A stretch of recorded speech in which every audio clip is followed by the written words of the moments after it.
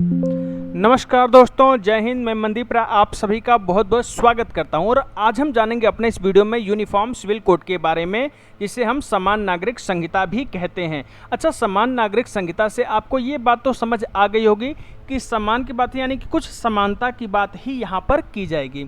अच्छा, दरअसल इसको लाने का उद्देश्य क्या है, इसकी ज़रूरत क्यों पड़ी, हम सब कुछ जानेंगे। सबसे पहले मैं आपको कुछ बेसिक चीज़ें बता देता हूं जो कि काफ़ी पुरानी है, बहुत कम लोगों को इसके बारे में समझ होगी, जानकारी होगी, समझ नहीं जानकारी होगी।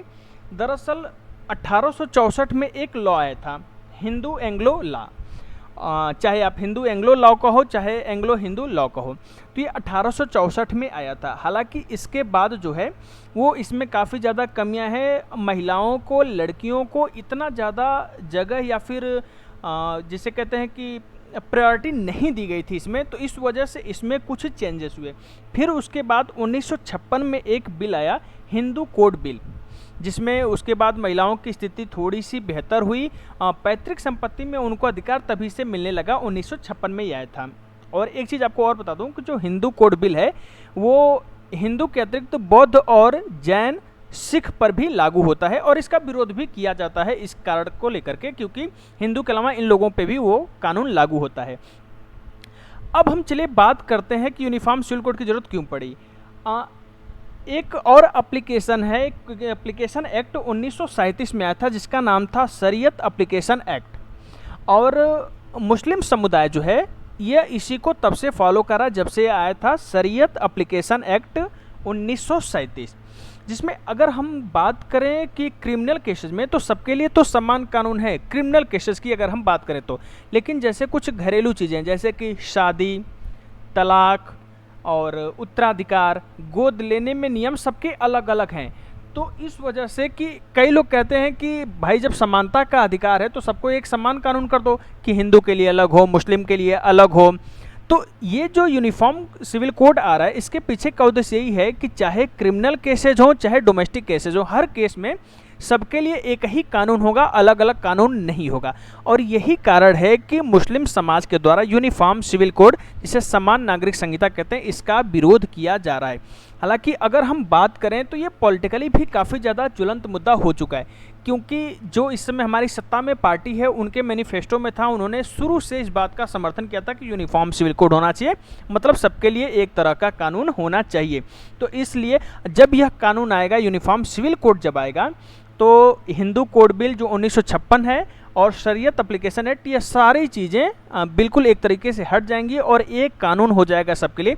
जहाँ पर कुछ स्पेशल केसेज होते हैं, जैसे कि ट्रिपल तलाक इसी के दौरा था जिसे कोर्ट ने इनवैलिड कर दिया था। ट्रिपल तलाक को वो शरीयत एप्लीकेशन एक्ट 1937 में ही था, जिसे कोर्ट ने बाद में हटा दिया, इनवैलिड करार दे दिया। तो अब जब ये सब आएंगे तो मैरिज, तलाक, इन सब को लेकर के, उत्तराधिकार को लेकर, गोद लेने को लेकर के सबके लिए एक कानून हो जाएगा। चाहे आप किसी भी कास्ट से हो, किसी भी रिलीजन से हो, किसी भी जेंडर से हो, कोई फ़र्क नहीं पड़ता। सब कुछ सबके, जैसे कि अलग अलग जो कानून होते थे रिलीजन बेस्ड, जेंडर बेस्ड, ये सारी चीज़ें हट जाएंगी, सबके लिए एक कानून हो जाएगा।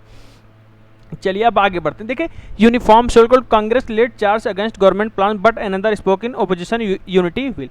दरअसल इसके विरोध में कई पार्टियां आएंगी, चूँकि वो वहाँ पे अगर ये पॉलिटिकल हो, काफ़ी कमेंट हो जाएगा कि मतलब इसका विरोध क्यों करें, इसका समर्थन क्यों करें। जाहिर सी बात है कि यहाँ पे वोट बैंक है, हम इस पे नहीं जाते हैं, वो पॉलिटिकल हो जाएगा पूरी तरीके से। हालांकि विपक्ष में भी इस बात को लेकर के काफ़ी ज़्यादा मतभेद है कि पूरे कई पार्टियां ऐसी हैं जो कि विपक्ष में तो हैं, बीजेपी से उनके मतभेद तो हैं सत्ताधारी पार्टी से, लेकिन वह खुल करके न इसके समर्थन में बोल पा रहे हैं, न इसके विपक्ष में बोल पा रहे हैं, विरोध में वो बोल पा रहे हैं।